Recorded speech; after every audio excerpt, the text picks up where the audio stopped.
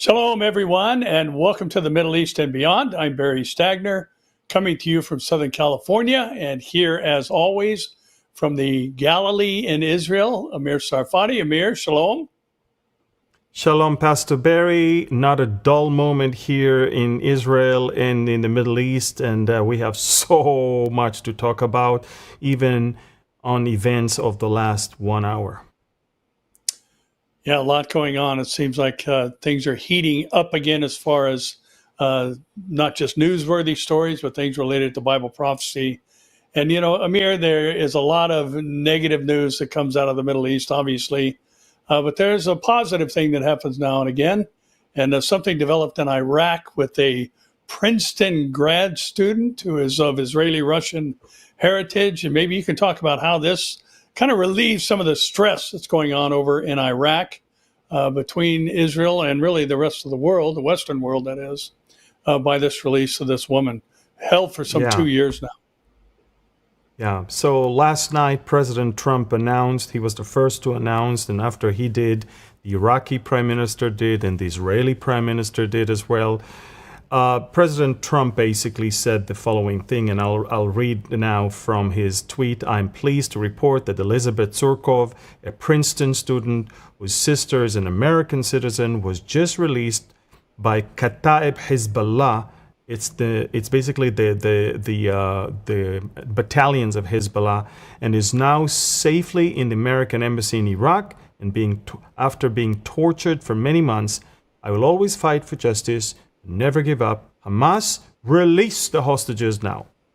And so that was President Trump. Elizabeth Tsurkov, we prepared. But by the way, that's Benjamin Netanyahu's one today. Hostage Elizabeth Tsurkov, an Israeli citizen, was abducted in Iraq in March of 2023, was released. And just so you know, we prepared a small graphic, infographic on who Elizabeth Tsurkov was. So first of all, we're talking about a Russian-Israeli academic from Princeton who was working on her PhD in political science. Research that focused on sectarianism, nationalism in the Middle East. She traveled in January of 2023 to Iraq, and a couple months later she was abducted by Kataib Hezbollah. This is the Iraqi branch of Hezbollah, and this is not part of the Lebanese organization. It was abducted on March 21st. This is another Iranian-backed militia, held for 903 days under harsh conditions, and yesterday she was freed. And when you read carefully between the lines, Pastor Barry, and I read quite a few articles about her, the reason why she was released, the terrorists admit they were afraid that Israel will assassinate them, which basically leads to most of our topics today, because and that tells you how effective these assassinations of terrorists are. They're afraid, and when they're afraid, they make concessions. They do some twists and bends, and as you can see, they decided not to destabilize their region under the pressure of the Iraqi government as well. They moved her to the U.S. Embassy. She already landed in Israel. She's now being examined in a hospital in Tel Aviv and being reunited with her family. But these are good news. And by the way, when you say bad news, the rest of it is bad news. I don't think the rest of it is bad news. When we strike terrorists in Doha or in Yemen or in Lebanon or in Syria, these are good news. There's a big fight between darkness and light, evil and good in the Middle East, and it's always important to be on the right side. And when the enemy is on the run, it's a good thing. So yeah, Elizabeth Tsurkov has been released. President Trump was the one to share the news. Following him, the Iraqi prime minister, the Israeli prime minister. Look, there has to have been some payment for that. Israel probably will somehow at some point release some people that are important to Kataib Hezbollah in Iraq, but we'll do that in due time. If you remember from last week, we still need to settle the score with the Iraqi militias. They killed 2 of our soldiers last year, and we haven't touched them yet, and they know that it will come. I think one of the reasons they released her is because they want to soften the blow that is surely going to come upon them. Yeah, apparently they've been watching the news, what's been going on around the Middle East arena, so to speak. And Amir, our next story reminded me, I think it was 2015. I was in Jerusalem, and the very first car ramming attack happened, and at a train station where a mother and her 2-year-old were struck by a vehicle, and that introduced another terror tactic into your country, and it continues to this day. And yesterday, Jerusalem saw another tragic event, a terror attack. 6 Israelis were tragically lost their lives. And again, this just seems to continue on and on and on, even though the tactics may change. Some of them don't, but still, again, 6 Israelis had lost their lives in a Palestinian bus assault. Maybe you can bring us up to date on that too. Yes.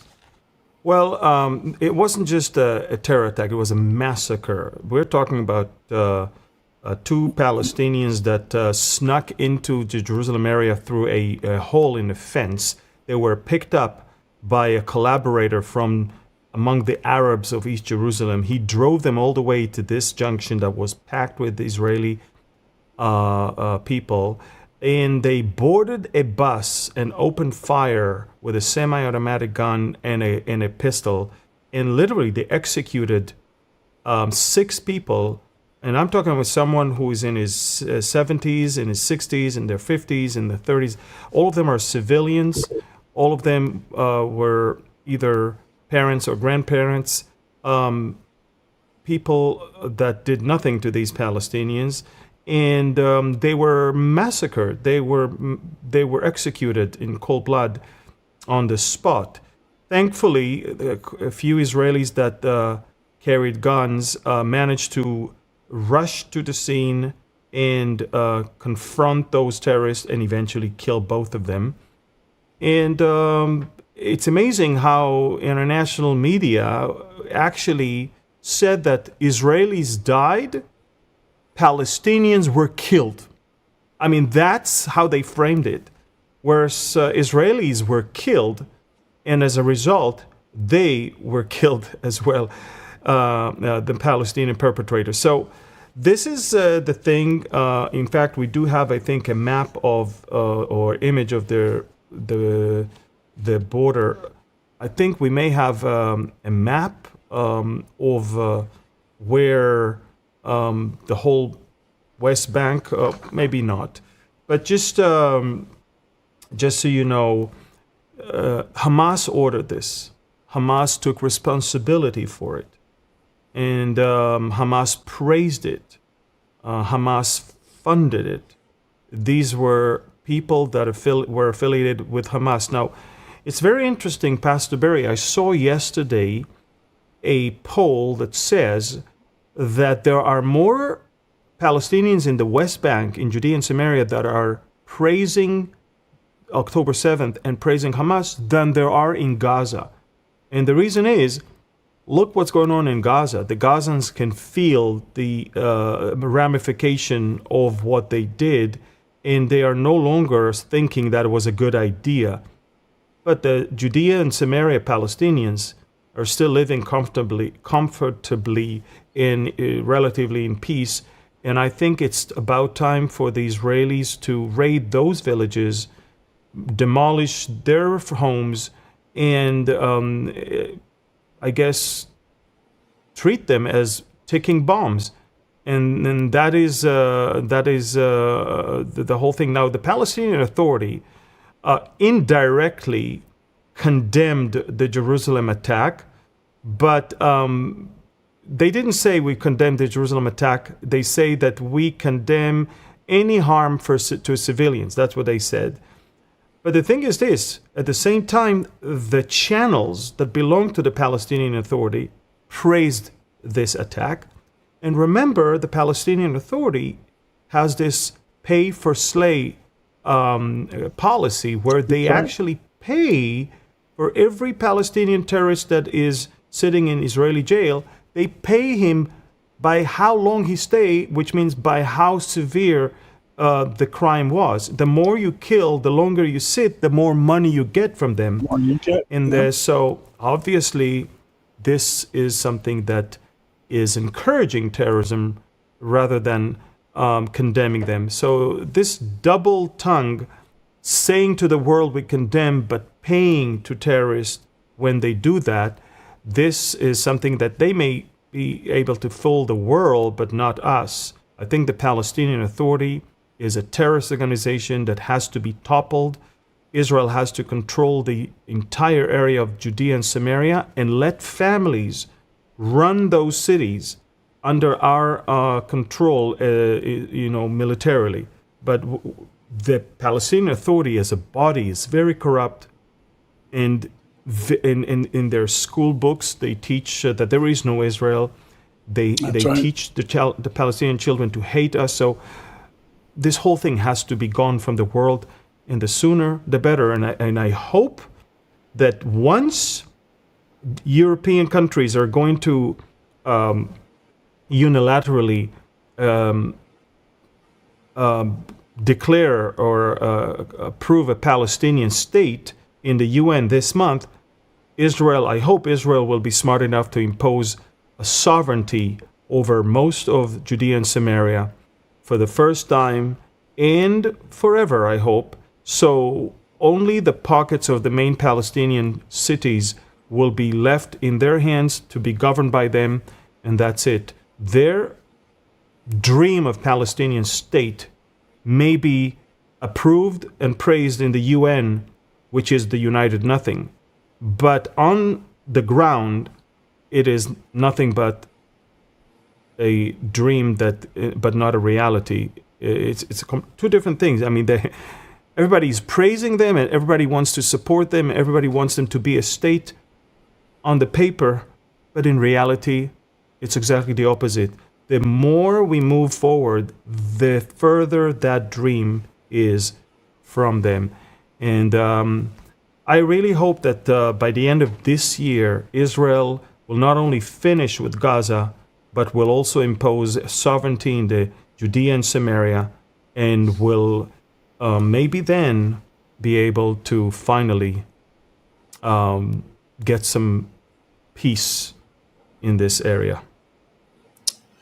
Yeah, Amir, I think we're all waiting for the International Criminal Court to condemn this as a war crime, and I think we've got a long wait for that. Again, liberal media, all the woke media, the progressive media, silent on these issues, and in their minds it's justifiable rage on the part of the Palestinians. So again, what a delusional age we live in. And these annexation threats and these Palestinian statehood pushes that we're seeing from many in the international community are kind of a push and a pull, if you will. What's going on, as you just mentioned, Israel declaring sovereignty over these areas. This is biblical Israel. And, this whole West Bank thing and all that's a bit of a misnomer. But, again, this is land that God gave to the Jewish people, eternally, unconditionally covenanted to the descendants of Isaac through Jacob. And it's unbelievable, the silence out there on the heels of what just happened in Jerusalem. And yet, if the roles were reversed, if civilians were killed because Israel took out some type of terror cell that was meeting in a school or a hospital in Gaza, the outcry would be huge. Yeah, I think that also we have to remember there is a plan already of Finance Minister Smotrich. He already drew a map with a proposal to extend Israeli sovereignty over 82% of Judea and Samaria. The U.S. State Department also imposed sanctions on the Palestinians' non-governmental organizations that assisted the ICC against Israel foreign minister against Israel. That's let's look at the map of the sovereignty that Smotrich proposed. As you can see, the only thing left in yellow is the pockets of Hebron, Jericho, Ramallah, Nablus, and all of that. But that's it. The rest will be under Israeli control. By the way, including the city of Bethlehem. We want the city of Bethlehem to be back a Christian hub and not what it is right now.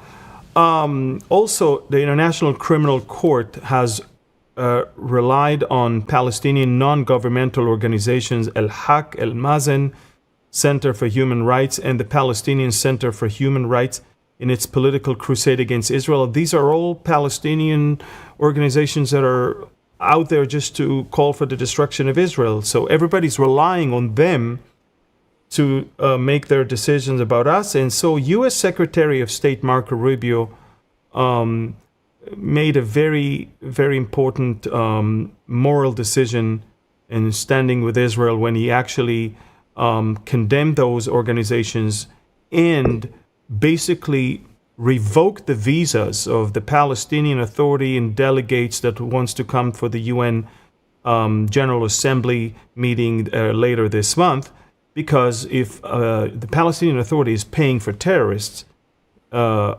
Palestinian Authority is a terrorist organization. So this is it. And I think Governor Huckabee, who is now the ambassador of America to Israel, Huckabee posted also his support. Okay, so he posted his support also, and you can find all of these things on my Telegram channel.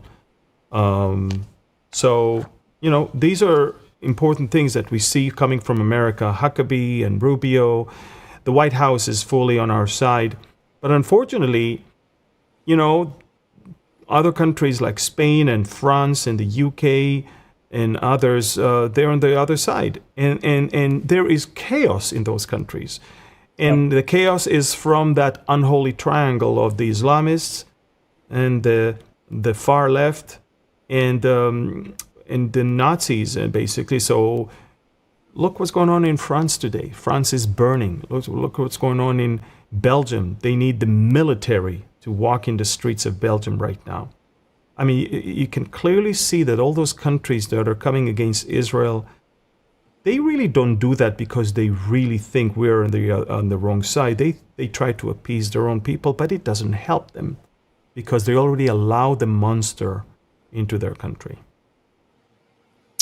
Yeah, it's interesting, Amir, because we're starting to see some pushback from the general populace in some of these countries. And, the German police have taken a pretty strong stance, and some of the individuals they've encountered. There's been interesting video footage coming out of Ireland, where there are groups who are chanting some rather curious things about, the Islamic stronghold and movement that's going on there. There's even been some pro-Israeli marches in London. And, London and also in Australia, I think, in Bondi Beach. Yeah, and New Zealand, too. They're doing the haka and the dance and chanting, that we're done with you, send them home. But, the prophetic implications of this, Amir, I think are pretty significant. Because if we consider the fact that this is, moving from military engagement to individuals who are now standing up for their countries because the government hasn't, there's coming a time early in the tribulation period where people are going to turn on one another, and under the right or the red horse, they're going to kill one another. We've got this massive global tension that I think is unprecedented happening right now. And could that feed into what the rider on the red horse is going to do? Well, very possible. But we're seeing the necessary mentality already present in the world today. So wild and interesting time to be alive, to be sure. And Amir, looking at what's going on in your neighborhood, so to speak, there was a strike that shook up Hamas and potentially eliminated some of the higher echelon of command there in Qatar. So maybe you can talk about that story as well and the Yeah. potential implications of that. Yeah. So we don't really know the outcome of this strike. Yesterday, Israel sent 10 fighter jets all the way from our territory across Iraq. And we reached a position where we launched precision-guided missiles that hit the headquarters of Hamas in Doha, Qatar. Take a look at this one. This is the CCTV footage that shows you the precision-guided missiles that hit.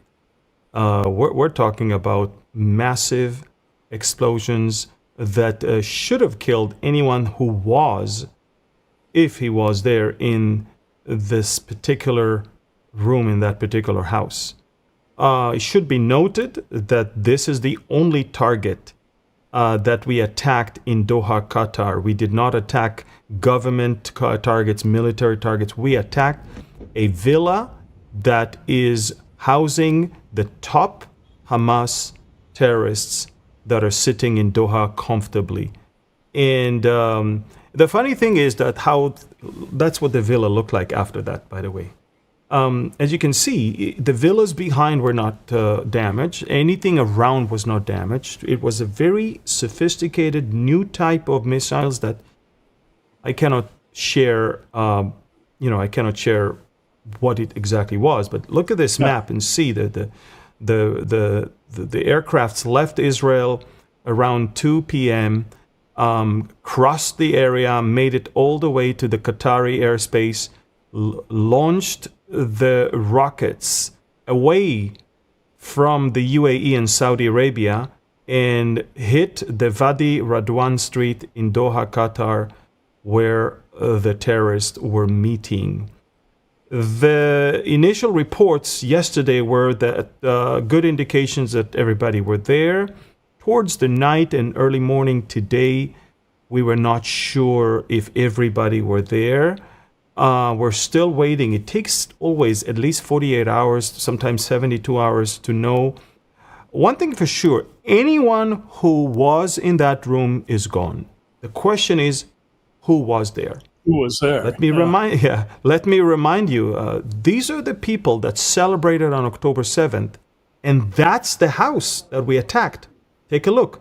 They were sitting in that big house looking at the atrocities as Hamas are performing live on Al Jazeera, as you can clearly see, and they were praising, and then they took off their shoes and started praying, to give thanks to Allah. All those people that you see right now should be dead. First of all, Ismail Haniyeh, who led that prayer, is gone. We killed him in Tehran. We killed Salah El-Aruri to his left in Beirut. But the other three to the right should have been in that meeting yesterday, and thus they should be dead by now. So basically, Israel is determined to get to all of them. Now, it's a great embarrassment to the Qataris, who always seem to be untouchable.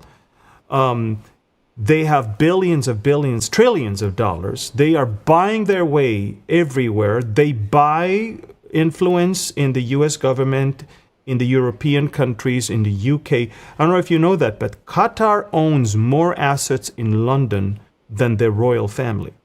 Qatar owns Harrods, department store. I mean, these are British symbols. Qatar owns five-star hotel, owns universities, but Qatar owns almost 40% of Heathrow Airport in London. I mean, we're talking about a country that no wonder why everybody's now condemning Israel for attacking there. But remember one thing. 3 months ago, Iran attacked in Qatar. Iran attacked the Al Udeid base in Qatar, and no one condemned Iran for that. Qatar did not condemn Iran for that. The Europeans did not condemn Iran for that. No one said a word. Okay? And the funny thing is, the Iranians tweeted today that they are shocked that Israel attacked and violated the sovereignty of Qatar, when it's the same Iranians that did that 3 months ago also. And so there's a lot of questions going on right now. First of all, did we hit them?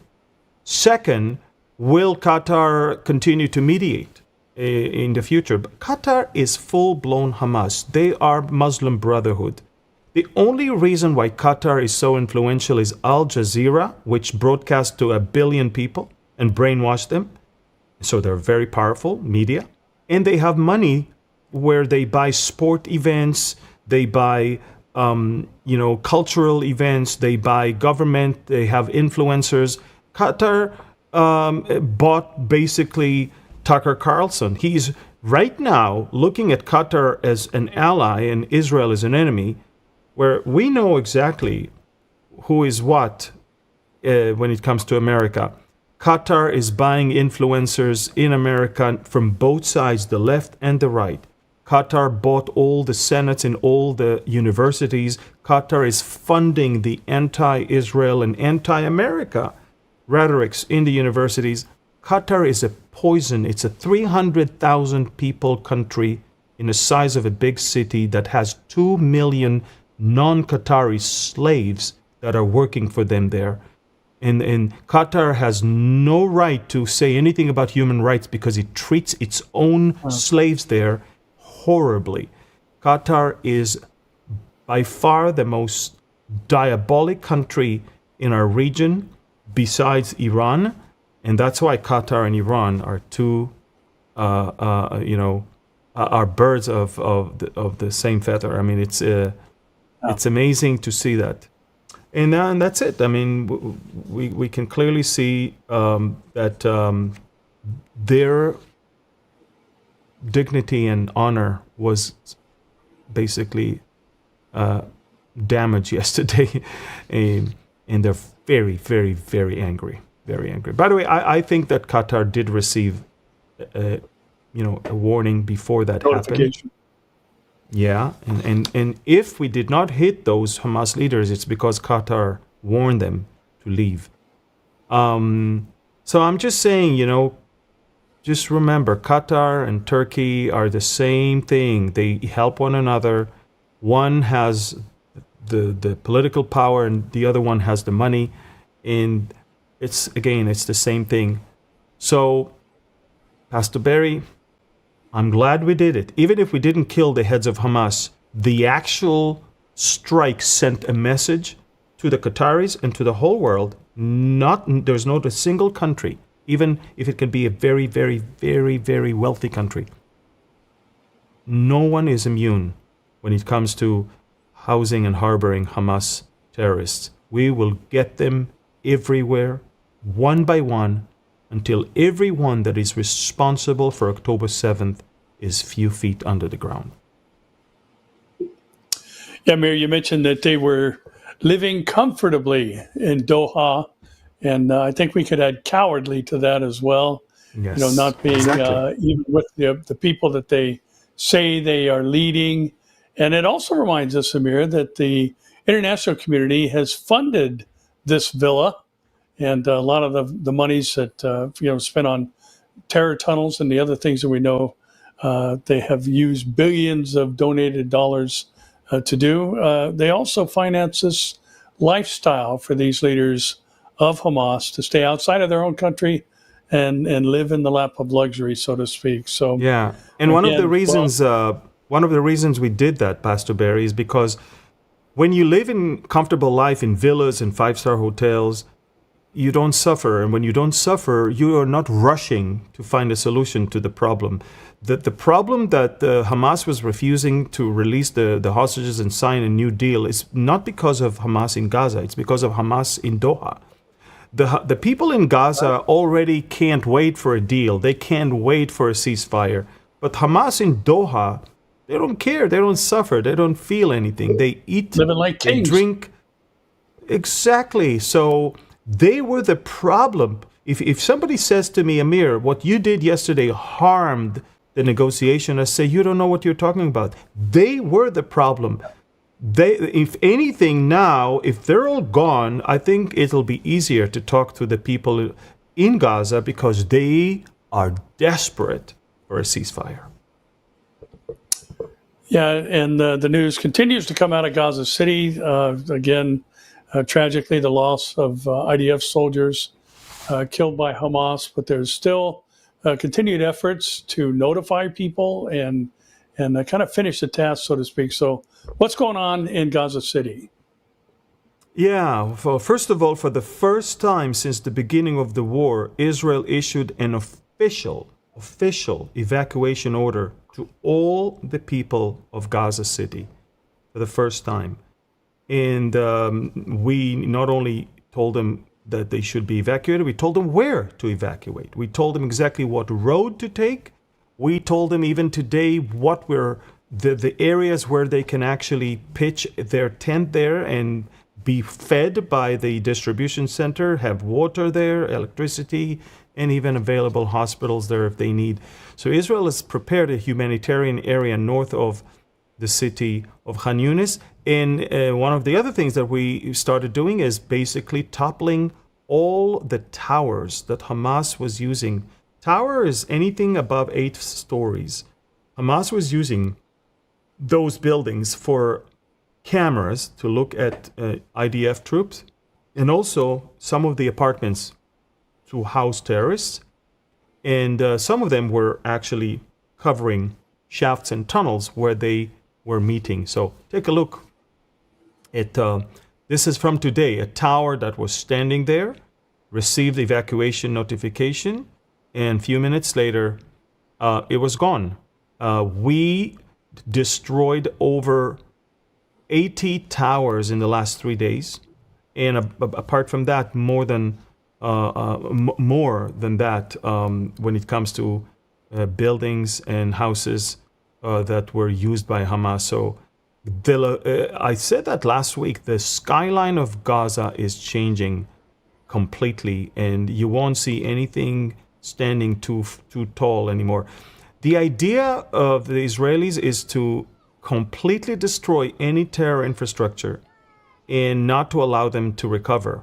And for the Gazans, by the way, I say you will have nowhere to come back to. And by the way, the IDF spokesperson released an interesting infographic about what's happening in Gaza City for dummies. Because a lot of people don't understand what's going on. The IDF needs to fight a jihadi terrorist group that is holding 48 Israeli hostages for over 700 days and is refusing a deal to release them.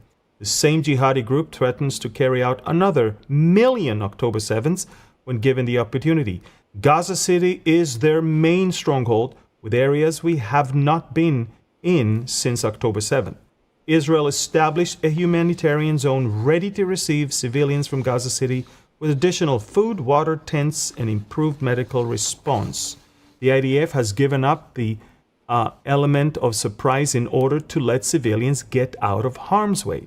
The IDF has designated a route to move to the humanitarian zone and communicated it publicly through leaflets, SMS, phone calls, and on social media. Hamas is preventing civilians from moving out of the war zone and asking them to stay as human shields. The IDF will operate while taking many steps to prevent harm. Basically, what we're saying is this: we are the most stupid country in the world. We are being accused for a genocide, and we are even not using the element of surprise. I mean, think about it. If they accuse you, at least surprise them and kill as many as you can, terrorists, not civilians. But if they accuse you for genocide and you give up on the element of surprise just so you can be good and look, and nobody cares how you look. Nobody cares about what you do because you've already been framed as a country that performed genocide in a country that is performing man-made famine. All this crap, excuse me for my French, is already there. We've been framed. So at least, I would say, do something. This is the map of Gaza that we prepared even last week, just to show people what we have there. So this is the area where the IDF is currently controlled, as you can clearly see. The latest advances that you're about to see are in the green, and we have aid distribution centers, humanitarian aid crossings, and planned aid distribution sites that we are opening new ones to accommodate all the new ones coming. And that's Gaza City. We're attacking it, and we are encouraging them to move down south to the humanitarian area. As you can clearly see, we're advancing a little bit in the ground, but most of the operation right now is from the air because we are asking them to leave. And this is the humanitarian response in the southern Gaza Strip. Again, we have deployed power lines, water, food distribution centers, everything. Look, we're so stupid. I'm sorry to say that. We're so stupid because we do everything by the book, and we're being accused for not doing everything by the book. I mean, if you're being accused for not doing it, just don't do it and get the maximum result. But at least if you do it, make sure everybody acknowledges that you do it. And but that's it. That's what we have. Remember, Israel has the judicial arm that is so strong. And not only that they control the government, but they also control the military. And they dictate to the military what to do and how to do. And they always tell you have to do things by the international law, or else it will be hard for the world not to say that you committed genocide. But the world is already telling you that we are committing a genocide anyway. But it is what it is. We're doing what we're doing. Almost 200,000 Gazans have left. But we still have about 400,000 or anything from 400,000 to 500,000 that are still there. Our job is to get them out. And if they don't leave, they're no longer innocent, uninvolved. They are taking part in this battle because we facilitated everything for you not to get in ways of harm, but it's your choice. I think that's the perfect segue to why we encourage you every week to subscribe, comment, like, and share, because so much of the battle that we're facing today, especially in relation to the nation of Israel, is fought in the court of public opinion, which is spread and expressed through social media platforms and places like YouTube. And, there's a saying, Amir, as you were talking, that I was thinking about, that, a lie is halfway around the world when the truth is still putting on its shoes. There are so many people out there who are promoting things that are false, giving out false information and just flat out lies, not just misrepresentations, but intentional lies meant to harm the Israeli cause. And so we need your help every week to make sure you're subscribed to both of our channels. Like, comment, share. All these things drive the numbers up on platforms like YouTube, which increases its visibility on people who are not subscribed. When they open their, I'm sure all of you know, when you open YouTube, there's a series of clips there and the link to watch them. And the ones that are driving a presence on YouTube are the ones that are going to make it into those preview sections. So please make sure you're subscribed, make sure you comment, make sure you like, and make sure you share these things, especially in light of the misrepresentation of truth today. And Hezbollah continues to make the news, Amir, and the government plans on dismantling, without any kind of specific timeline, and a series of strikes in Lebanon, and high-ranking operatives has occurred. And maybe you can bring us up to speed on what's happening up north from your the Lebanese government already took the decision to disarm Hezbollah, but now they needed to sit and approve the military's plan how to do it. And they sat, I think, over the weekend, and the military presented the following plan, as you can clearly see on the screen. They divided all of Hezbollah's influence area to 5 zones. Southern Lebanon, anything beyond the Litani River, between the Litani and the Awali River, is number 2. Number 3 is the Dahya, is the stronghold south of Beirut. Number 4 is Beirut itself. Number 5 is the Baq'a of Lebanon, the Valley of Lebanon. Now, where they store their heavy munitions, heavy rockets, and drones is number 5. Where they used to be is number 1. Israel already took care of number 1. Israel already cleared most of that area, and we are inside that area in 5 to 6 different positions there.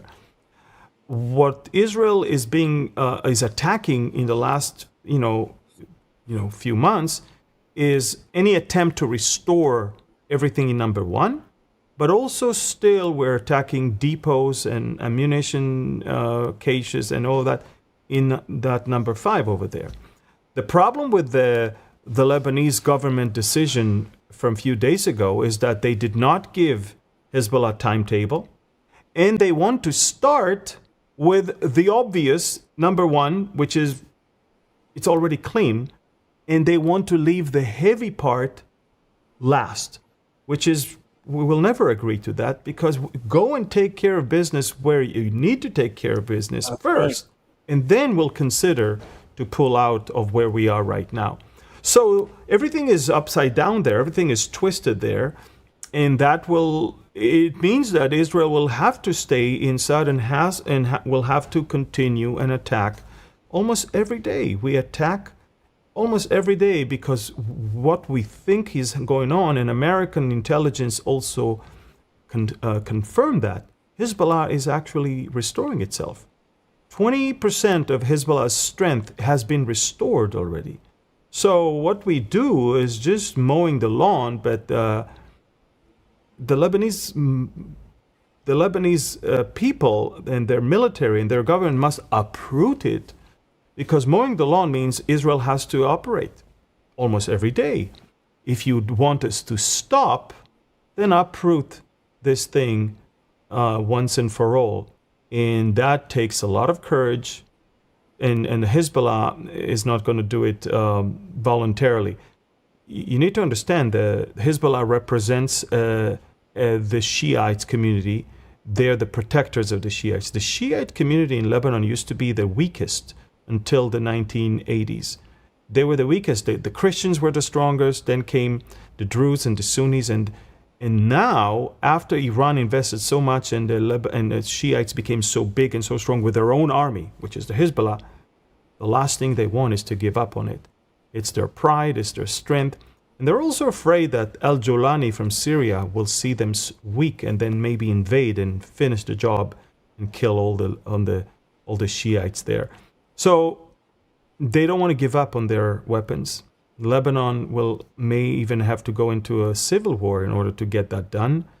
And until that happens, Israel cannot and will not let its own troops out because we cannot afford that. And that's important. It's important that people understand that.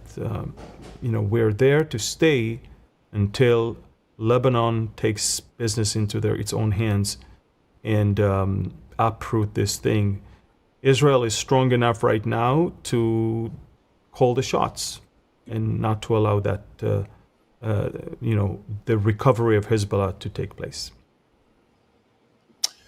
It's not just the northeastern border that there are things happening in Amir, but also on the northwestern border. There's all continuing issues going on. I think it's interesting that Turkey is not being allowed to gain a foothold there.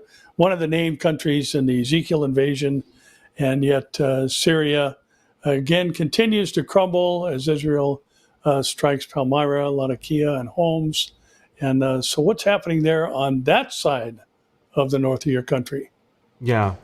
Well, Israel, as you remember, right when the Assad regime fell, Israel went to a military operation that basically destroyed the Syrian army, weapons and strongholds and everything. But what we see in recent weeks is that Turkey is now trying to establish its own foothold in its own presence in Syria.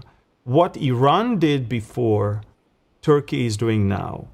And Turkey is installing radar systems, communication systems, espionage systems. So Israel is determined not to allow that to happen. We are drawing the lines there. Turkey, you take care of Turkey. Stay there where you are. Don't invade into our neighbor and threaten us from there. So Israel, a few days ago, went on a massive night raid. You can see that video where we bombed huge storehouses of missiles. These are air defense systems of Russian Pantsir missiles that we took out. But we also carried out strikes in locations in Palmyra, where we destroyed Turkish infrastructures, as well as Latakia and Homs. So, in fact, I think we have a map that can show you where we attacked in Syria, the different places that we attacked. All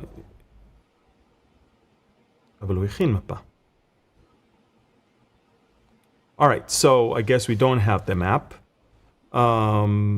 But I'll post that map on Telegram later on, and people will be able to see it, okay?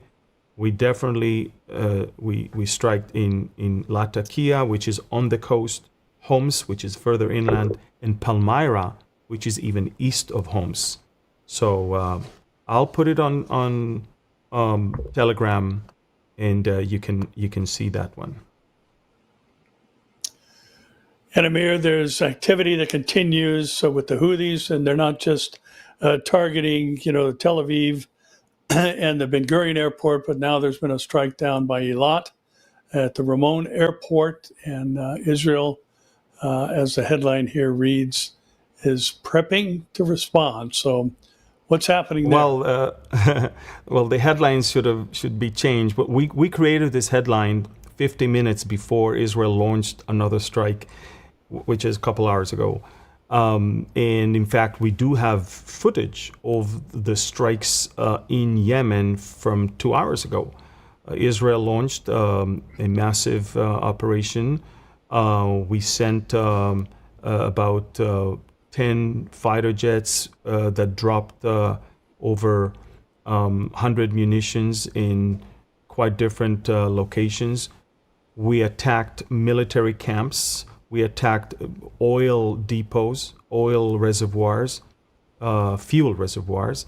We attacked the propaganda center of the Houthis. Take a look at this video from, as I said, 2 hours ago. This is 2 hours ago. Look at this oil depot in the heart of Sana'a that is going up in flames. Also, another one is, this is it. Look at this military camp. Look what it looks like. And that's, again, 2 hours ago Israel did that. Everything is on my Telegram channel. It's, with the Houthis, they don't really learn. So we have to remind them. And so every couple weeks, we have to pay a visit and destroy more and more of those things. We do have more footage that you can see again. All of this is from the last couple hours. And,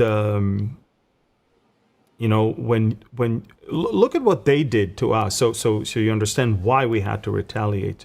We should have a map of what they did to us just a few days ago. From Yemen, as you can clearly see, they take a look at this map. So here is Yemen, and they sent drones. These are drones that can fly long distances, explosive drones, and they made it all the way to southern Israel. First, they made it to the Ramon airport near Eilat and to the Dimona area, where, according to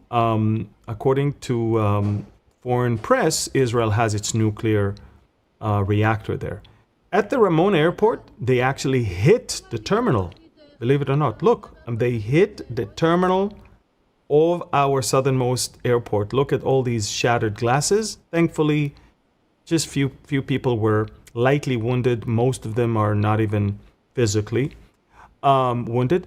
And when it comes to Dimona area, we intercepted them But we paid a visit a couple hours ago, retaliated, and this time it was the longest distance Israel ever had to fly, with over 2,200 kilometers, flying all the way to the Houthi area of Yemen and carrying enough munitions. So take a look at that. I mean, this time, after what they did to us, we launched our own operation in Sana'a, in Amram, and as you can clearly see, we launched our fighter jets and we responded decisively.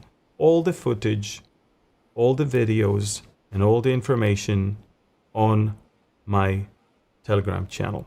And by the way, sometimes I even hint before the attack, such as, and you can see, on Telegram I put all eyes on Yemen, or all eyes on, somewhere else, because it's obvious that something is coming.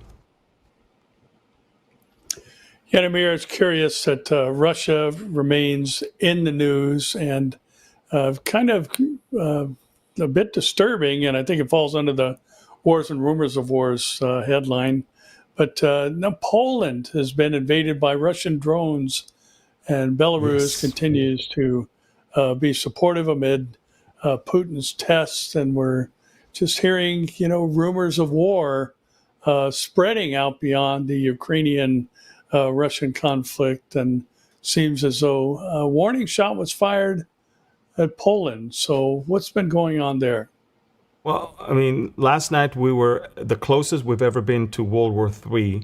And in fact, the Polish Prime Minister said we are in the closest situation to an armed confrontation since World War II. That's how we described it. We're talking about over 100 drones that flew from Belarus. Now, you're saying, wait a minute, I thought it's Russian. Yeah, there was Russian presence in Belarus. They're preparing for Zapad 2025. It's a joint military exercise. So as they build up their military force, they use it as it's much closer. And they flew via Ukraine all the way to eastern Poland. And as I said, 100 drones and a few missiles. And it is an attack on a NATO member. Poland is a NATO member. And during the night, I was up most of the night because of that, because you never know. I was amazed that the Russian Ministry of Defense clearly stated that anyone that stands with Zelensky will also pay the price. In other words, not only that they said it's a mistake, they did not say it's a mistake, they actually said, we did it on purpose to send a warning to you. It's no longer that Russia is fighting Ukraine. Russia, as of last night, expanded its fight against anyone that assists Ukraine, and Poland has officially become a front line. And so I think Putin is testing NATO. He will tell you that NATO was testing him, and that's why he started the war with Ukraine. And again, Poland announced that it found debris of 7 suicide drones. I have the footage on my Telegram of the drones that they found. And I can also tell you that Article 4 on the Charter of NATO has been invoked, which is emergency consultation when one of the members feels that it's being threatened.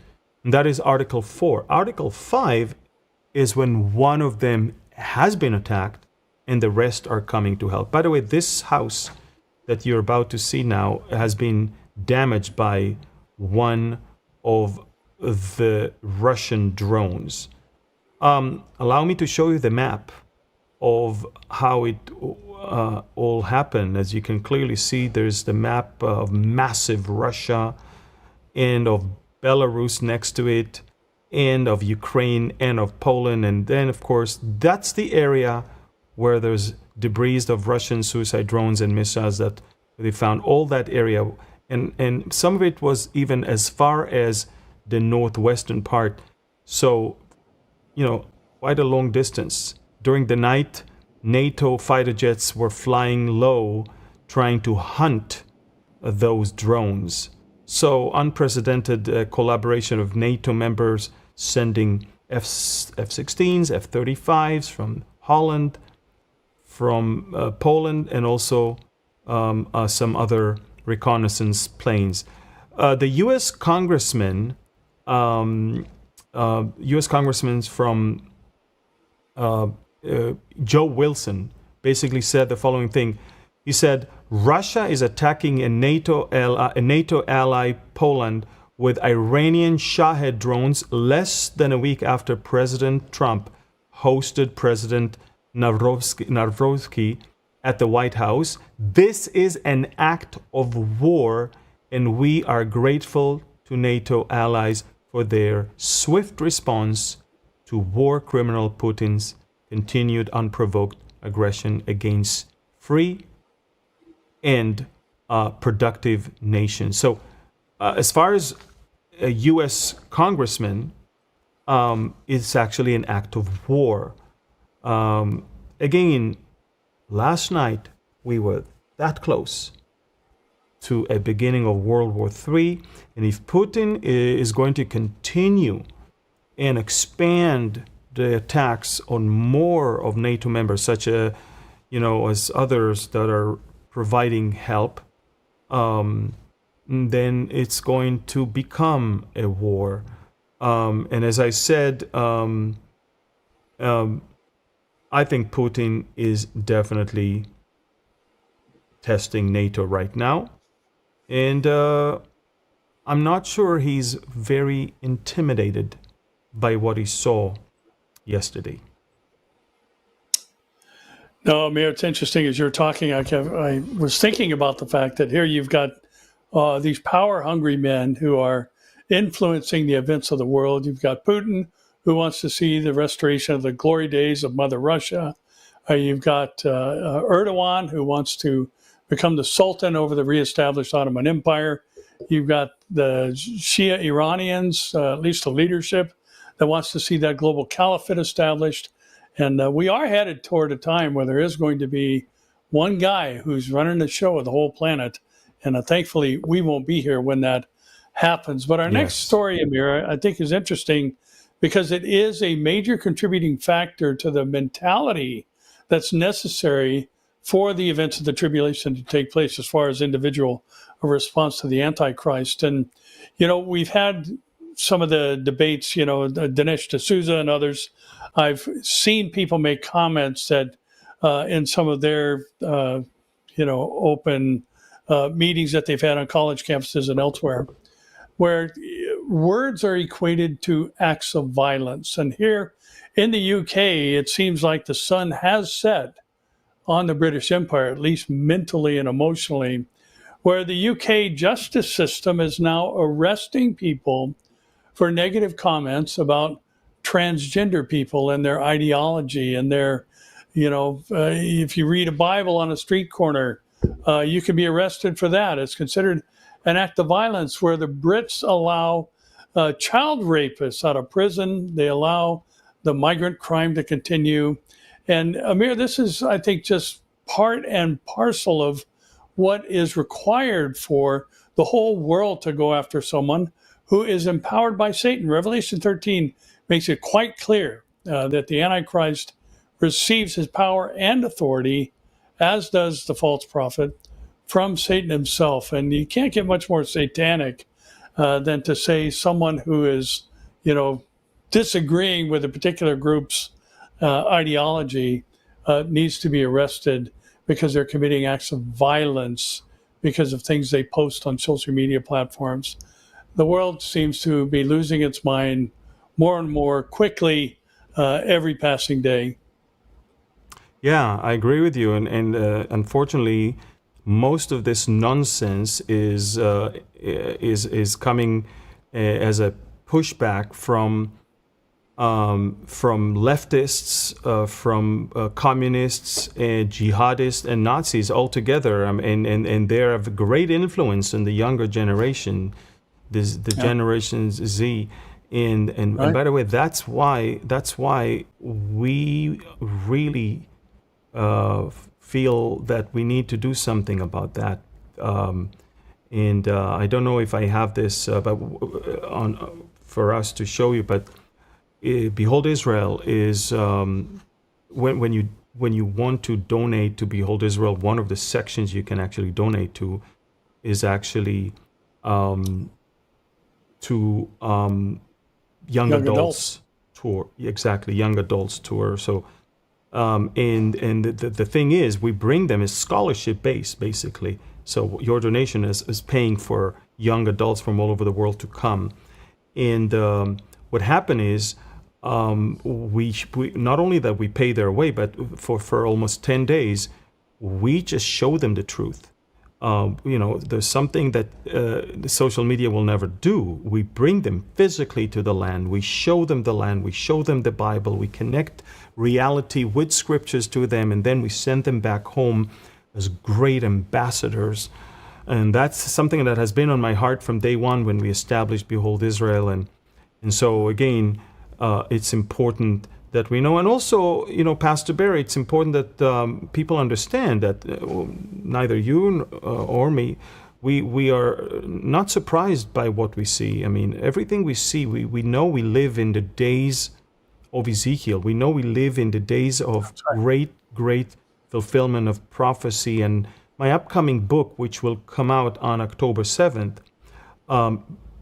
Exploring Ezekiel, is basically all about that. Maybe we can show a tiny little clip on that so people will understand what this book is all about.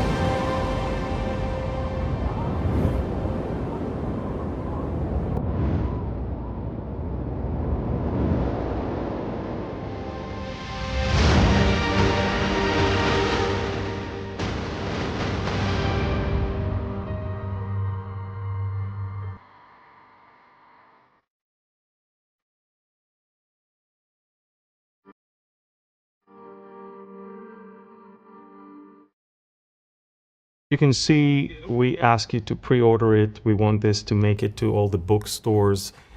Get more than one copy. Give it to your children, give it to your grandchildren, but also get the study guide so you can sit and study that in depth.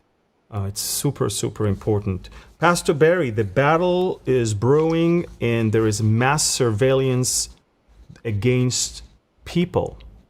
What is that all about?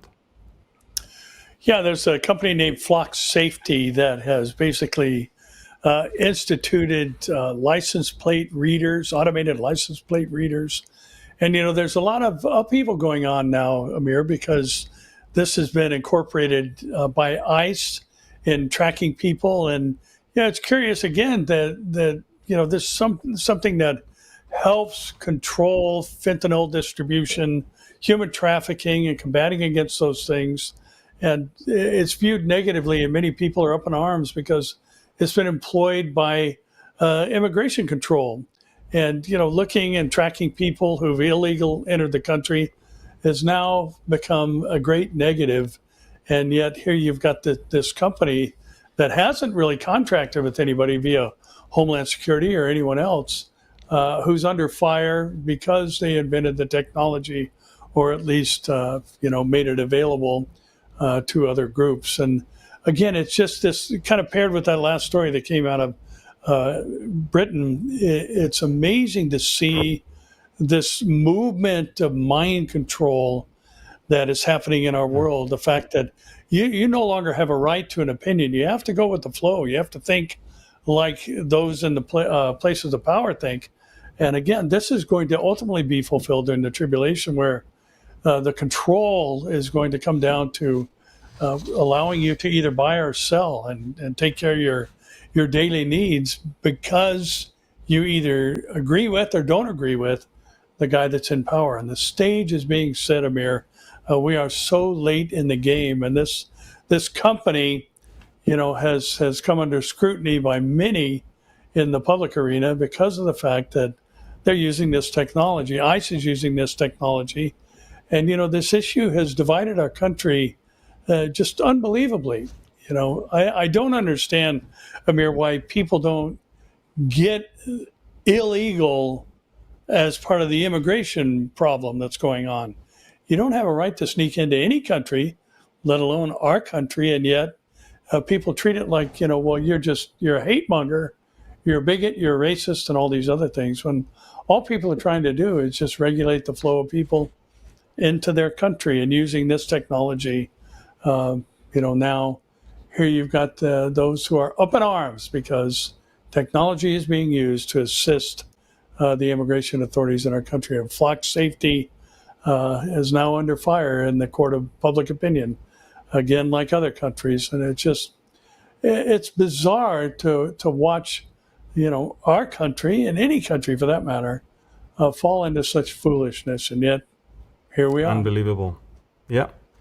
And what about a lecture in a club in San Francisco about the Antichrist? Tell us a little bit about that one.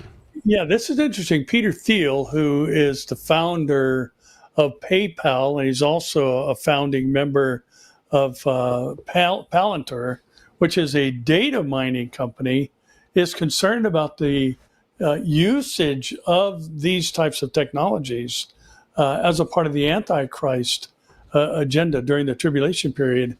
And, I couldn't help but think in reading this article of what Elon Musk said.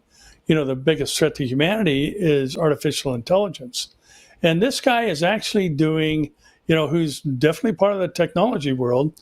He is doing a series of private lectures that are going to be held in a place called the Commonwealth Club in San Francisco on the Antichrist and how the Antichrist will most likely use artificial intelligence and technology to basically force its agenda on others. And it's actually sponsored by a group called Acts 17 Collective.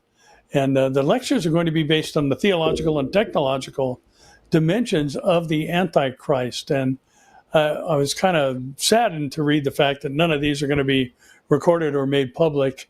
But it's interesting that this guy who's in the technology field has married now these two things together that the Bible clearly states are going to be part of the Antichrist agenda and package, because we do know that there's going to be a man-made image that has life, apparently life breathed into it, that causes the whole world to go after the beast and worship not only the beast, but also the dragon. So, he's talking about some of the tactics that will be employed by this guy, using fear to impose global control. He shared that, the way the Antichrist is going to take over the world is he's going to talk about Armageddon nonstop. He's going to talk about, existential risk nonstop. Oh, the climate is going to consume us all. And, and here we have all of these tools, so to speak, already in play, and they'll be readily available for the Antichrist when he takes the helm of the whole world. Pretty stunning stuff, I think. Very impressive and stunning. And it's not like we're not used to it. I mean, ever since COVID, we can see, and even before that with climate change, I mean, they always move the goalpost with climate change to when the end of the world is. And it used to be, global warming. Now they don't call it anymore because things are changing. But it seems like AI. Cooling, exactly. That they had to change the name to climate change in general. It seems like AI is becoming a factor also that unfortunately packs psychiatric wards in hospitals as of late, where the suicide and some psychosis cases caused by AI. Can you talk more about that? Well, we've talked about the fact that 75% of Gen Zers have stated that they would be open to a relationship with some form of artificial intelligence romantically. But Amir, you just cannot replace the love that God has opened the door for us to experience in a human-to-human relationship, specifically in the marital relationship between a husband and a wife. And what this AI, love relationship is establishing is actually emotionally debilitating. And to have this relationship where there's never any debate, your AI romantic interest is always going to agree with you. There's never going to be any disagreements. They're going to tell you positive things all the time. Well, that's not life, and that's not reality, and that's basically very unsatisfying. It's what heaven is. It's what heaven is for some men, I guess. Yeah, exactly. A woman who's silent, or a mate who is silent, Exactly. and just agrees with everything you do. And interesting that this is now pushing people into emotional and mental breakdowns. And Chat GPT, has actually told an individual who had a history of mental health, that he needs to get away from, the family members and to listen to this Chat GPT because it had claimed to be sentient. In other words, it has understanding and could support him. And, the family's been trying to, pull this guy out of this. It's almost like somebody gets involved in a cult and you send people in to sneak in and break them out and free them from these cultic teachings and mentalities. Amazing. And yet here we've got this happening now from a relationship with artificial intelligence. And, again, Amir, all this is pointing to what's going to happen during the tribulation. And I don't think we can make the point enough in recognizing how late we are in church history. And I believe there's a transition that actually lasts only for a moment and a twinkling of an eye, where everything is going to change. And, we've seen multiple examples of that in the past quarter century, from September 11th, 2001 to the pandemic of 2000. The whole world can change in just a moment. And I believe it's about to, when the Lord comes to raise up the dead in Christ and we who are alive and remain will meet him in the air and forever be with him. So, Amen. Pretty amazing times. Pretty amazing indeed. Well, our time is up, Pastor Barry. We've covered a lot. And again, I want to look, I need to tell people that we're not into sensationalism. We're not going to sell you stuff just to cause you to watch a video. This is where you're going to get things as they are. And it's important, I think, to share it with as many as you can, because sensationalism will always use clickbaits and yet bring you down, not up, because it's not based on solid truth. It's based on trends. Please sign up, follow, share, like, and comment. It's important to push the truth and not sensationalism as is. We also want to remind you, Pastor Barry and myself, we wrote a devotional, 365 days devotions on Israel and Bible prophecy. It's called Until He Comes.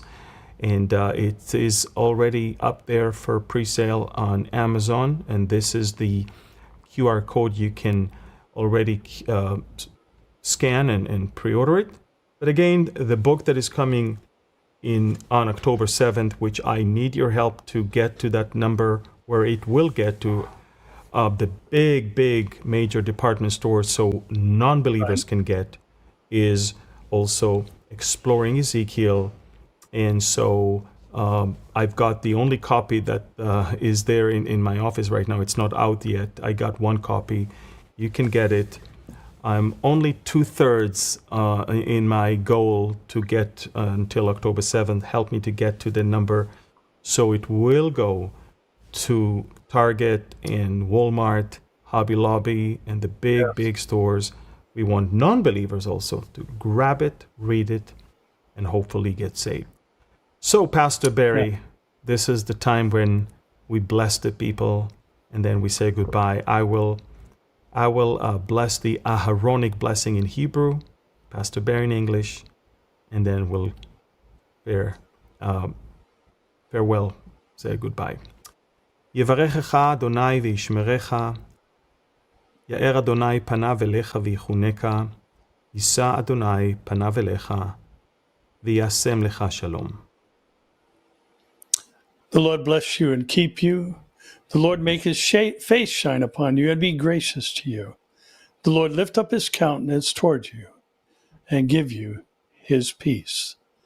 In Yeshua's name, we offer this blessing.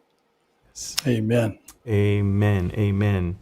Thank you, everyone, for watching. Please, please, please share it with as many as you can. And until next week, follow me on Telegram, 24/7 news. A lot of stuff is happening, and a lot of stuff will happen. Pastor Barry, one more thing. Yeah, if you don't mind, I just wanted to mention, as you know, I do a little program on Thursday mornings at 10 a.m. Pacific called Take 5, and I'm getting inundated with questions about the Ezekiel War. So tomorrow I'm going to do a program called the Ezekiel War, Who, Where, and When. So if you want to join in, Perfect. That'd be great. We'll talk about some of the specifics there. So thanks All for right. that. Well, thank you, everyone. God bless you, and shalom.